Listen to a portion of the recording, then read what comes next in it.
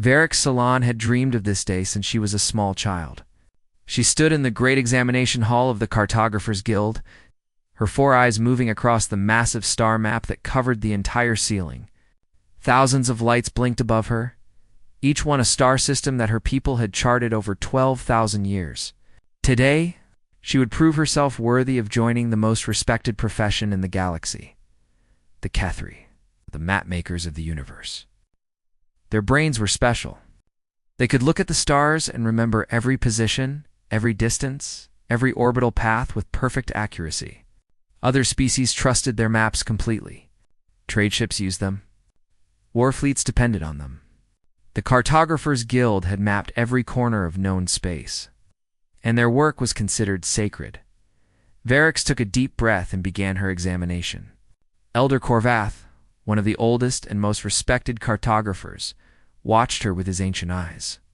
His scales had turned gray with age, but his mind was still sharp.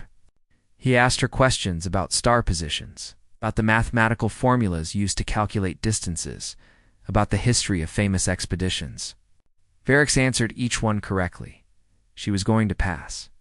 She could feel it in her hearts. Then she noticed something strange. In the far corner of the ceiling map, there was a large dark space. It was not small. It covered an area roughly 3,000 light-years across. While every other region of the map glowed with detailed information, this section showed nothing but a simple symbol. Varric recognized the glyph. It meant uncharted. She had seen this symbol before on old maps, marking regions that survey ships had not yet visited. But those regions were always small and always temporary. The Guild sent ships to chart them within a few cycles. This dark zone was enormous, and according to the date markers on the map, it had remained uncharted for over 400 years. Elder Corvath Varric said, pointing upward, "What is that region? Why has it not been mapped?" The change in Corvath was immediate and frightening. His 4 eyes went dark, losing their usual warm glow. His scales pulled tight against his body. Varric had never seen a Kethri show fear before. Her people prided themselves on calm logic, but there was no other word for what she saw on Corvath's face. "We do not map that region," he said. His voice was flat and cold. "No Kethri does. No Kethri will." Varric felt confusion rise in her chest. "But Elder, there must be thousands of star systems there. Trade routes, resources. How can we leave such a vast area blank?" "You have passed your examination," Corvath said, ignoring her question. "Congratulations, Navigator Salon. You are now a certified member of the Guild. Do not speak of the blank zone again. Do not research it. Do not ask others about it. This is not a suggestion. It is a command." He turned and walked away, leaving Varric alone in the Great Hall. Most young cartographers would have obeyed. They would have accepted the mystery and focused on their careers. But Varric was not like most young cartographers. The blank zone called to her. It whispered in her dreams. A mystery of this size could not be ignored. Over the next several months, Varric began her secret research. She accessed restricted archives using codes she had borrowed from senior navigators. She searched through ancient records and forgotten databases. Slowly, piece by piece, she assembled information about the dark region. The zone corresponded to something called human space. The species living there was named Homo sapiens. They had been discovered approximately 400 galactic cycles ago, which matched exactly when the blank zone first appeared on guild maps. Their file was marked Category Uncertain, a classification Varric had never seen before. Most species were labeled as traders or warriors or scholars or builders. Humans were simply uncertain, but that was all she could find. Every detailed file about humans was corrupted. Every report was redacted. Every database entry led to empty pages. It was as if someone had deliberately erased all information about this species. Varric grew more frustrated with each passing day. She knew the information existed somewhere. The Guild never truly deleted anything.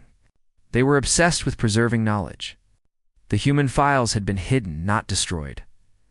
Late one night, while searching through a forgotten archive that had not been accessed in centuries, Varric found something. It was an audio file, heavily damaged, dated from the first years after human contact. The file was labeled as the final transmission from a survey ship called the Stellar Wanderer, her hands trembling. Barracks played the recording. At first, there was only static. Crackling noise filled her ears for nearly a minute. She was about to stop the playback when a voice broke through. It was a Kethri voice, but it sounded wrong. It was shaking with an emotion that her people almost never showed. Pure terror. ... Cannot make sense of the readings. The stars are not. They are not staying in position. We charted this system yesterday. Today it is different. Not small differences. Major changes. Planets missing. New planets appearing. The mathematics do not work. Nothing works here. We are leaving. We are. More static. Then the voice returned, even more frightened than before. They are watching us. The humans. They seem confused about why we are upset. They say everything is normal. They say the stars are exactly where they should be. But that is impossible. We recorded the positions. We have proof. The stars have moved. But the humans, they look at our charts and say, we made mistakes. They are not lying. They truly believe the stars are where they see them. The recording dissolved into noise again. Varix leaned forward, straining to hear. One final fragment came through, just barely clear enough to understand. They don't stay where we put them, in silence. Varix sat in the dark archive for a long time. Her 4 eyes stared at nothing. Her mind raced with impossible thoughts. Stars did not move. Planets did not appear and disappear. The universe followed rules. That was the foundation of everything the guild believed, but the voice on the recording had been a trained cartographer. Kethri did not make errors. Kethri did not imagine things. If that navigator said the stars had moved, then the stars had moved, which meant everything Varix thought. She knew about the universe was wrong. She saved a copy of the audio file to her personal device and erased all traces of her search from the archive logs. She did not know what she would do with this information. She did not know who she could trust, but she knew one thing with absolute certainty. She would find the truth about human space. Even if it destroyed everything she believed, Varix found Elder Corvath in his private chambers 3 days later. The old cartographer was studying ancient charts when she entered without permission. His eyes flickered with anger, but Varix spoke before he could order her to leave. I found the recording from the Stellar Wanderer, she said. I know about the survey fleet. I know they sent 12 ships into human space. I know only one returned. And I know you have been hiding the truth for 400 years? Corvath stood very still. The anger in his eyes slowly changed to something else. Resignation, perhaps. Or relief. It was hard to tell. Should not have searched for this, he said quietly. Some knowledge is dangerous. Then let it be dangerous, Varix replied. Tell me the truth, Elder. Tell me why we do not map human space. Tell me what happened to those cartographers. If you refuse, I will take my recording to the public archives. I will let everyone hear it. Corvath studied her for a long moment. Then he let out a slow breath and gestured to a chair. Sit down, young one. I will tell you what you wish to know. But I will only tell it once, and you will understand why we have kept this secret. Varix sat. Her hearts were beating fast. Corvath moved to an old storage cabinet and removed a data crystal. He placed it in a player and turned to face her. 400 years ago, when humans were first discovered, the guild followed standard procedure. We sent our finest survey fleet to map their space. 12 ships. 400 cartographers. The best equipment we had. It was supposed to be routine. We had mapped thousands of species before. Humans seemed primitive compared to most. Their technology was basic. Their territory was small. We expected the mission to take perhaps 30 days. He pressed a button, and a hologram appeared between them. It showed a Kethri female with young scales and bright eyes. She looked healthy and confident. This is Salith, Corvath said. She was the youngest cartographer on the mission. She was also the only survivor. The image changed. Now it showed the same female, but she was barely recognizable. Her scales had turned gray. Her eyes were dim and unfocused. She looked like she had aged 100 years in a matter of days. This was taken when her ship drifted out of human space, Corvath continued. She lived for 3 more days. During that time, she gave testimony about what happened. This recording has been classified at the highest level ever since. He pressed another button, and Salith's voice filled the room. It was weak and trembling, but the words were clear. We entered human space on the 5th day of the mission. At first, everything seemed normal. We mapped 17 star systems. We recorded planetary orbits, stellar masses, asteroid positions. Everything was precise. Everything was correct. Our instruments worked perfectly. Our mathematics checked out. We were ahead of schedule. There was a pause. When Salith spoke again, her voice had changed. Fear had crept into it. Then we returned to the first system to verify our measurements. That is standard procedure. We always double-check our work. But when we arrived, the stars had moved. Varix leaned forward, her 4 eyes wide. Not by small amounts, Salith continued. Entire systems had shifted position by light years. A planet we had recorded in stable orbit around a yellow star was simply gone. Another planet had appeared where we had charted empty space. We thought our instruments had failed. We ran diagnostics. Everything was working correctly. So we compared our individual readings. Another pause. This time, it stretched for nearly a minute. That was when we realized the true horror. Every cartographer on every ship had recorded different star positions.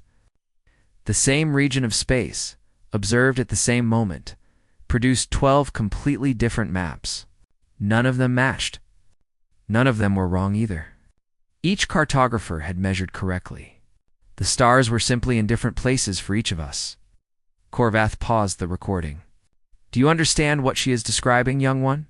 Space itself was not constant. Reality was not fixed. The stars moved depending on who was looking at them. Varix shook her head slowly. That is not possible. Physics does not work that way. That is what we believed, Corvath said. Listen to the rest. He resumed the recording. We tried to leave human space, Salith said. But our navigation charts were useless. The stars we needed to guide us were never where we expected them to be. Ships became separated. We lost contact with each other. Some jumped to coordinates that should have been safe passage and were never heard from again. Others reported finding stars that existed on no chart, in locations where nothing should exist. Her voice grew even weaker. I survived because I stopped trying to navigate. I turned off my instruments and just drifted. Eventually, I crossed the boundary back into normal space. The other ships. I do not know what happened to them. Perhaps they are still in there, forever lost in a region where maps have no meaning. There was one final part of the recording. The humans we encountered seemed confused by our panic. They looked at us with those strange eyes. Only 2 of them, both facing forward, like predators, ... And they asked why we seemed so upset. We showed them our conflicting charts. We explained that the stars had moved. They did not understand our distress. To them, everything was exactly where it should be. They showed us their own maps, and on their maps, everything was consistent. Everything was stable. Salith's voice dropped to a whisper. Their reality obeyed them, but it did not obey us. The recording ended. Varix sat in silence for a long time. Her entire understanding of the universe had just collapsed. The Cartographers Guild was built on one fundamental truth. Space was constant. Stars stayed where they were. Planets followed predictable orbits. Reality could be measured, recorded, and mapped. Without that truth, the Guild was meaningless. Cartography itself was meaningless. You understand, Corvath said softly. We do not map human space because human space cannot be mapped. It is not chaos. It is not random. It is worse than that. It changes based on who is observing it. And somehow, impossibly, the humans are the ones whose observations matter. Their reality is the one that holds. Barracks looked up at him. Do they know what they are doing? Are they causing this deliberately? Corvath's eyes went dark again. We have debated that question for 400 years, he said. We still do not have an answer. But I will tell you what frightens me most. The humans we encountered were not hostile. They were friendly. They wanted to help. They genuinely did not understand why we were afraid. They thought we were simply confused. He leaned closer to Varix. They do not know their own power. And if they ever learn what they are truly capable of, then may the stars themselves have mercy on the rest of us. Varix left Corvath's chambers with her mind spinning. She had wanted the truth. Now she had it, and she had no idea what to do with it. All she knew was that, somewhere out there, beyond the safe and ordered space that the Guild had mapped, there was a species that broke the laws of physics simply by existing, and nobody had figured out how to stop them. Varix became obsessed after her meeting with Corvath. She could not sleep. She could not focus on her regular work. All she could think about was human space and the impossible things that happened there. The recording from Salith played in her mind over and over again. Stars that moved. A reality that obeyed one species and ignored another. It should not be possible. Yet 400 cartographers had witnessed it firsthand. She decided to search for more evidence. The Guild had hidden their own experiences with humans, but what about other species? The galaxy held thousands of civilizations. Surely others had encountered humanity and lived to tell about it. Varix began reaching out through private channels. She used her position as a Guild navigator to access interspecies communication networks. She asked careful questions, always hiding her true purpose. Most species had never heard of humans or had no interest in discussing them. But a few responses came back with stories that made her blood run cold. The first account came from the Varix hegemony, a militaristic empire known throughout the galaxy for their conquests. A Varax commander named Threk agreed to speak with her through an encrypted channel. His voice was rough and angry, as if he was still processing something he could not accept. We tried to invade human space once, Threk said. 10,000 warships. The largest fleet we had ever assembled. Our intelligence had confirmed the location of a human colony world.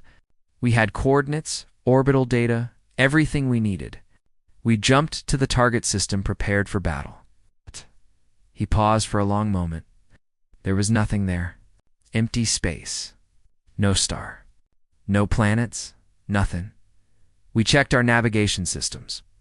They all confirmed we were in the correct location, but the star system did not exist. Varix felt a chill run through her. What did you do? We retreated and regrouped, Threk said. We ran long-range scans.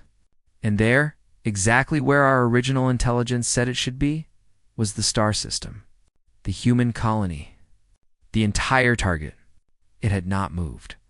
According to every scan, it had always been there. But when we jumped to those coordinates, we arrived in empty space. His voice grew bitter. We tried 3 more times. Each time, the same thing happened. The colony existed on our sensors. It existed in our data, but it did not exist when we arrived. We lost no ships, suffered no casualties. The humans never even knew we had attempted an invasion. They were completely unaware, and that is what frightened us most. They did not defeat us through strength. They defeated us through ... absence. They simply were not there when we came looking for them. Threk ended the communication shortly after. Varix sat in silence, processing his words. The second account came from the Melodyne Consortium, species of traders who valued profit above all else. A merchant named Sylvek spoke to her with obvious discomfort, as if the memory still caused him pain. We built a trading station at the edge of human space, Sylvek said. The project took 2 years. When it was complete, humans visited us. They were excellent trading partners. They brought unique goods and paid fair prices. We established regular commerce. Everything seemed perfect. What went wrong? Varix asked. Sylvex made a strange sound that might have been a laugh. Nothing went wrong, exactly. But when our ships tried to return to the station after their first trading runs, they could not find it. The coordinates were correct. The navigation was perfect. But the station was not there. It was simply gone. Different ships arrived in different locations. Some found empty space. Some found asteroid fields that should not exist. One ship reportedly found a completely different trading station built by a species we had never encountered. "Did you ever find your original station?" "No," Sylvex said. "We never found it."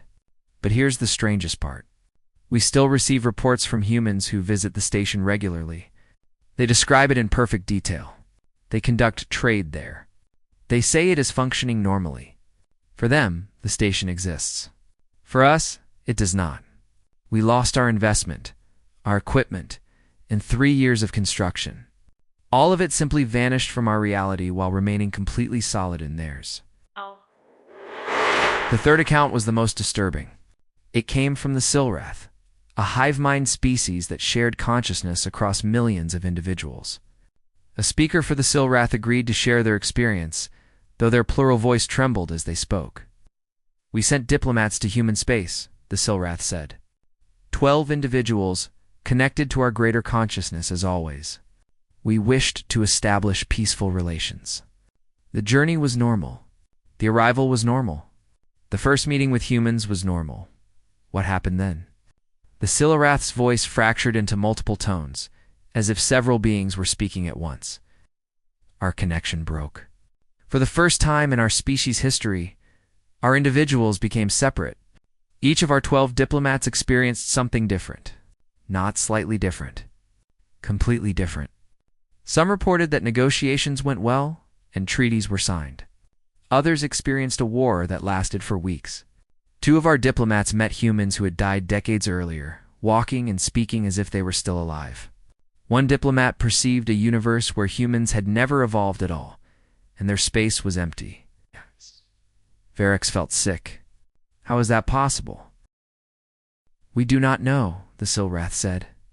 "When our diplomats left human space, their minds rejoined with our collective. But they could not agree on what had happened. Each carried memories that contradicted the others. All of them were true. All of them had happened.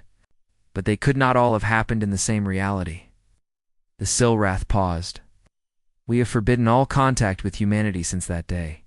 Our unity is sacred. Our shared consciousness is everything we are, and human space threatens to shatter it forever." Varix ended the communication and sat alone in her quarters for hours. The pattern was now clear to her. Human reality was not fixed like the reality of other species. It shifted. It adapted. It reconfigured itself based on human perception and human will. Other species operated within a stable, consistent universe that could be measured and mapped. Humans did not. The truly terrifying part was that humans seemed unaware of what they were doing. Every account described them as friendly and confused about why other species were frightened. They did not see the contradictions. They did not notice the impossible changes. To them, everything was normal, which meant humanity was not choosing to break reality. They were doing it unconsciously. Automatically, perhaps without any control at all, Varix was about to close her research files when her console blinked with an incoming message. The origin was unknown. The language was strange, something her translator struggled to process. After several seconds, the text became readable. It was in English. The human language, the message contained only coordinates and a single line of text. "If you want to understand, come see for yourself. We promise the stars will be where you expect them." Humanity Varix stared at the screen for a long time. Her hearts pounded in her chest. She knew she should delete the message. She knew she should report it to the guild. She knew that. Entering human space had killed or broken every cartographer who had ever tried, but she also knew that the mystery would consume her if she did not find answers. She copied the coordinates to her personal navigation system.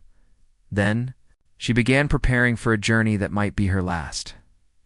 Journey to human space took 7 days. Varix spent most of that time preparing herself for chaos. She reviewed every account she had collected. She practiced calming techniques designed to keep her mind stable during stress. She even shut down most of her navigation equipment. remembering that Salith had survived by refusing to rely on instruments that could not be trusted. When her small scout ship crossed the boundary into human space, she expected immediate disaster. She expected stars to shift before her eyes. She expected her readings to contradict each other. She expected terror and confusion and madness. Nothing happened. The stars were exactly where her charts said they should be. Her instruments worked perfectly. The space around her was calm and orderly and completely normal. Varix checked her sensors 3 times, convinced she had made an error. But no, she was definitely inside the zone marked as unmappable. And everything was fine. The coordinates from the message led her to a space station orbiting a yellow star. It looked ordinary. It followed a stable orbit. Its construction matched typical interstellar designs. A docking beacon pulsed in welcome as she approached. Varix landed her ship and stepped out into the station with her 4 hearts racing. The air smelled strange, but breathable. The gravity was slightly different from what she was used to. Signs on the walls displayed text in multiple languages, including Kethri Standard and what she assumed was English. A human was waiting for her at the end of the docking corridor. Varix had seen images of humans before, but seeing one in person was different. The creature stood on 2 legs, with 2 arms hanging at its sides. It had only 2 eyes, both facing forward, positioned above a nose and a mouth that curved upward in what Varix knew was called a smile. Its skin was brown and smooth, without scales or protective plating. "Navigator Salon," the human said. "Welcome. I'm Captain Diana Cole. We've been expecting you." Varix found her voice. "How did you know my name?" "You've been researching us for months," Diana said. "You accessed old archives, contacted other species, collected stories about human space. We always notice when someone takes a genuine interest instead of just running away." She gestured for Varix to follow her. "Come on, I'll answer your questions. But first, let me get you some coffee. Trust me, it helps." Varix did not know what coffee was, but she followed the human through the station. They passed through corridors filled with activity. She saw other humans working at consoles, repairing equipment, carrying cargo. A few of them looked at her with curiosity, but none showed fear or hostility. The station felt like any ordinary trading post in the galaxy. They entered a small room with a table and chairs. Diana poured a dark liquid into 2 cups and handed one to Varix. The smell was bitter but interesting. Varix took a small sip and found the taste strange but not unpleasant. "Now," Diana said, sitting across from her, "ask your questions. I know you have many." Varix set down her cup. Her hands were trembling slightly.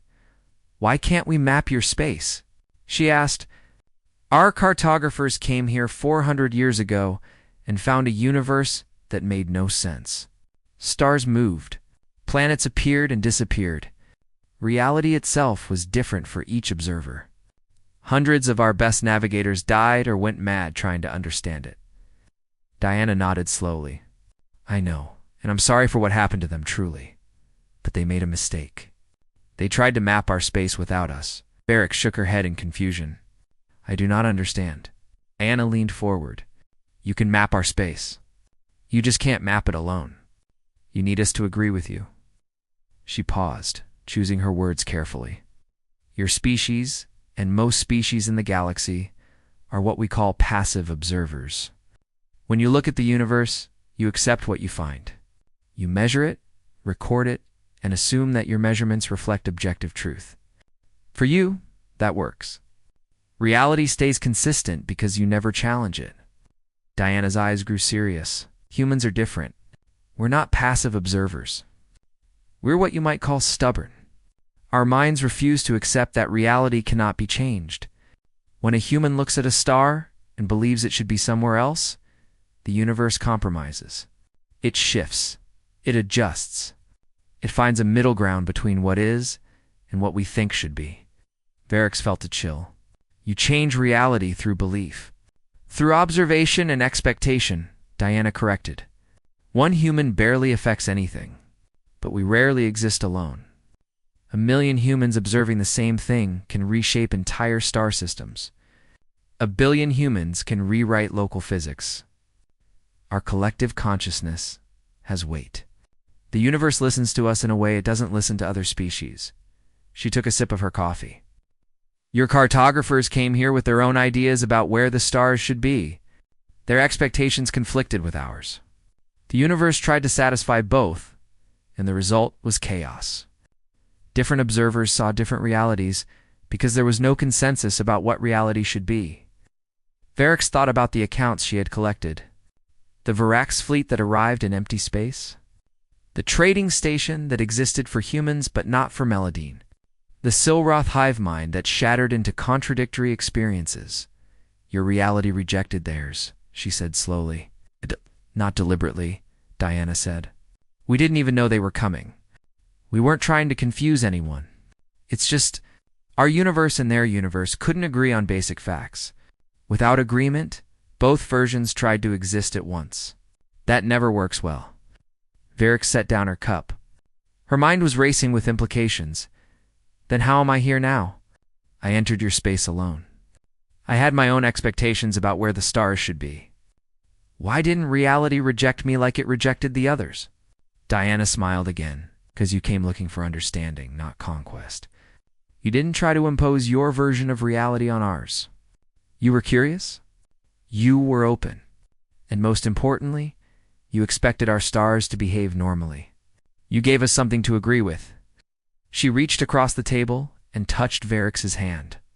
The gesture was gentle, almost kind. Agreement is everything. When your species and our species look at the same stars and expect them to be in the same place, they stay in the same place. Shared expectation creates shared reality. That's why your cartographers failed. They tried to observe us from outside, without asking what we observed. They tried to create a map without our consent. Varix understood now. The horror of human space was not random chaos. It was the absence of consensus. Humanity's reality was not broken. It was simply different. And that difference became destructive when it collided with other species who had never learned to negotiate with the universe. The galaxy has rules because we all agreed on them, Diana said quietly. Every species in your galactic community observed the same physics, expected the same behaviors, and so reality remained constant for all of you. It became objective truth through collective belief. Her expression grew more serious. We never signed that contract. We evolved on a world where reality was harsh and constantly changing. We learned to push back against it. We learned that observation could shape outcomes. We didn't know we were unusual. We thought everyone experienced reality the way we did. She looked directly into Varix's 4 eyes. We're not trying to break your universe. We're just living in our own.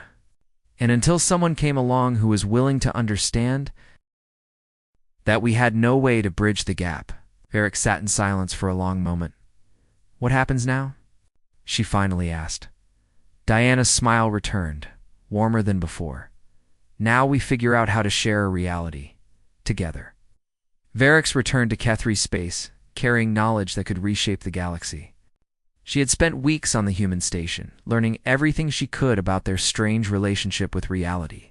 Captain Diana Cole had been patient and thorough, answering every question, explaining concepts that should have been impossible to understand. Now Varix stood before the Cartographers' Council, the highest authority in the guild. 20 elders sat in a circle around her, their ancient eyes watching her with suspicion and fear. Elder Corvath sat among them, his expression unreadable. You entered human space and survived, one of the counselors said. That alone is remarkable. But you also claim to have learned the secret of their phenomenon. Speak, Navigator Salon. Tell us what you discovered. Varix took a deep breath and began. She explained everything Diana had told her. The nature of human observation.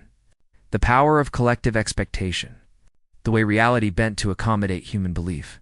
She described how their cartographers had failed not because human space was unmappable, but because they had tried to map it without human participation.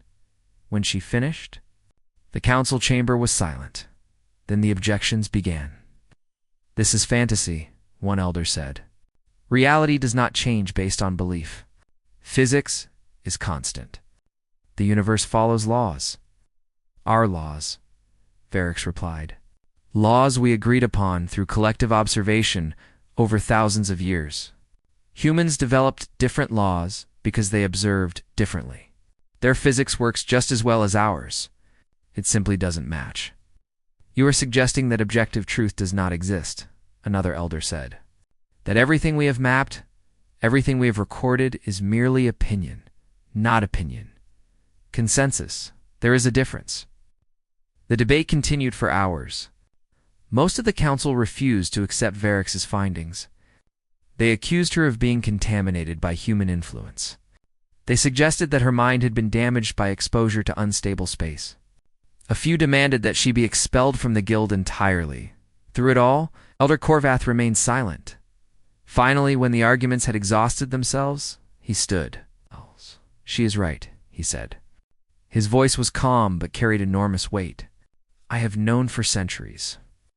We all have. And our cowardice has left humanity isolated, misunderstood, and most dangerously unsupervised. The other counselors turned to stare at him. What are you saying, Corvath? One demanded. The old cartographer moved to the center of the chamber. I am saying that we have lied to ourselves for 400 years. We do not refuse to map human space because it cannot be done. We refuse because if we acknowledged human reality-shaping abilities, we would have to admit that our own maps are not objective truth. We would have to accept that we are not recording the universe as it truly is, but merely as we have agreed to perceive it. He looked around at his fellow elders. Our entire identity is built on the belief that we are perfect observers, that our maps reflect absolute reality. The humans prove that belief is false, and rather than face that truth, we chose to pretend they did not exist. Silence fell over the chamber again. Varix stepped forward. I have a proposal. A solution that could benefit both our species and end for centuries of fear and isolation. Speak, Corvath said. Joint cartography project, Varix said. Human and Kethri cartographers working together, creating maps that both species agree upon. If shared expectation creates stable reality, then shared map-making could create a bridge between our versions of the universe. The council erupted in protest again. Such cooperation was unprecedented. It would require admitting their limitations. It would fundamentally change the nature of their work. Before the debate could spiral further, alarms began sounding throughout the chamber. A security officer rushed in with urgent news. A ship has arrived at our station. It came from coordinates that should be unreachable. Our sensors cannot properly describe it. There are humans aboard. Council members looked at each other with expressions of shock and fear. Varix felt something different. Hope. The human delegation docked at the guild's central station an hour later. They had come uninvited, but they came peacefully. Their ship was strange to look at. Every time Varix tried to focus on its exact shape, it seemed to shift slightly, as if her eyes and the human's eyes could not quite agree on what they were seeing. The lead diplomat was an elderly human male named Ambassador Chen. His hair was white and his face was lined with age, but his eyes were sharp and clear. He walked into the council chamber with slow, deliberate steps and looked around at the gathered Kethri with something that might have been hope, or might have been sorrow. We know what we are, he said without introduction. Frankly, it terrifies us too. The council members stared at him. Do you know how exhausting it is to maintain consistent physics through sheer collective willpower? Chen continued. Every human being, whether they know it or not, is constantly deciding what reality should be. We call it voting, though no ballot is ever cast. Our reality stays stable because billions of us unconsciously agree on the basics. Gravity pulls down. The sun rises in the east. Stars stay where they are, he paused. But we are not perfect. Our agreement is never complete. And when we interact with other species, the conflicts between our reality and theirs create chaos. We have spent centuries keeping ourselves contained, limiting our contact with the wider galaxy, precisely to prevent our nature from destabilizing your civilizations. Ambassador Chen looked directly at Varix. Isolation is not working. We cannot hide forever. And even if we could, we do not want to. We want to be part of the galactic community. We want to trade, to learn, to share. But to do that safely, we need anchors. We need other species whose rigid perception of reality can help stabilize our own. He gestured toward Varix. She figured it out. She came to us with curiosity instead of fear. And when she was in human space, nothing shifted. Do you know why? Because she expected our stars to behave. She gave us something to agree with. Her certainty helped hold our reality in place. The council members looked at each other. Varix could see understanding slowly dawning in their ancient eyes. You need us, Elder Corvath said slowly. Our rigid observation, our perfect memories, our unshakable belief in constant physics. You need us to anchor your reality, yes, Ambassador Chen said simply. And in return, we offer you something you have never had. Maps of human space. Real, stable, verified maps created through cooperation between our species. Your cartographers working alongside ours, building consensus, creating shared truth. The proposal hung in the air for a long moment. Then Elder Corvath did something Varix had never seen before. He smiled. Navigator Salon, he said. It seems your curiosity has opened a door that was closed for 400 years. How would you like to be the first director of a new initiative? One that might finally unite our peoples. Varix felt tears forming in her 4 eyes. This was more than she had ever imagined possible. I would be honored, she said. The formation of the Collaborative Cartography Initiative was announced 3 days later. It made history across the galaxy. For the first time, a species from outside normal space would be mapped, cataloged, and included in official guild records. Human diplomats were welcomed on Kethri stations. Kethri cartographers were invited into human space. With human escorts who helped maintain stable consensus, the work was slow and difficult. Misunderstandings happened. Occasional reality conflicts caused temporary chaos. But each mistake taught both species more about how to work together. Each shared map built more trust and more stability 6 months after the initiative began. Varix stood on the surface of a human world called Earth. It was the original home of humanity. A small blue planet orbiting an ordinary yellow star. She watched the sun rise over an ocean. Painting the sky in colors she had never seen before, Captain Diana Cole stood beside her. Beautiful, isn't it? Diana said. Yes, Varix agreed. And stable. Your sun rose exactly when the charts said it would. It followed the path we predicted. Everything is consistent. Diana nodded. Because you're here. Your expectation anchors ours. When a Kethri says the sun will rise at 6:47 a.m., every human who hears it believes it a little more firmly. And that belief makes it true. Varix thought about the old glyph for Uncharted that had marked human space on every guild map for centuries. She had once believed it was a warning about danger and chaos and madness. Now she understood it differently. It had never been a warning at all. It had been an invitation, an invitation to set aside fear and build something new, an invitation to bridge the gap between different versions of reality, an invitation to prove that the universe was big enough for everyone, no matter how differently they perceived it. She looked up at the sky, where she knew her people's stars still shone, stable and constant and perfectly mapped. Then she looked at the human star rising over the human ocean on this human world. Both were real. Both were true. And for the first time in 400 years, both were on the same map.